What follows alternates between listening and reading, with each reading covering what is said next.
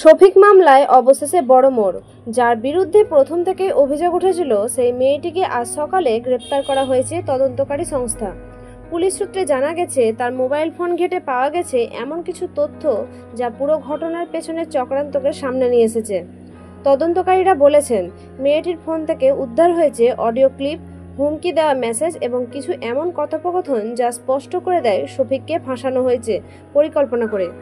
আরও জানা গেছে, এই মেয়েটি বিভিন্ন সময়ে পুলিশের সামনে একাধিকবার বক্তব্য পাল্টেছে, যা শুরু থেকেই ছিল সন্দেহজনক।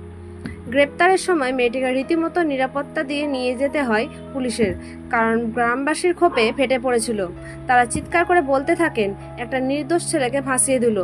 এতদিন পরে পুলিশ জাগলো। শফিকের পরিবারের তরফ থেকে জানানো হয়েছে, এখন যেহেতু মূল ষড়যন্ত্রকারী ধরা পড়েছে, ছেলের মুক্তির জন্য তারা নতুন করে আবেদন জানাবেন আদালতে। আপনার কি মনে হয়, এখন কি শফিকের মুক্তির পথ খুলে গেল? নিচে কমেন্ট করে জানাতে ভুলবেন না। ভিডিওটি ভালো লাগলে শেয়ার করুন এবং সাবস্ক্রাইব করতে ভুলবেন না। ধন্যবাদ।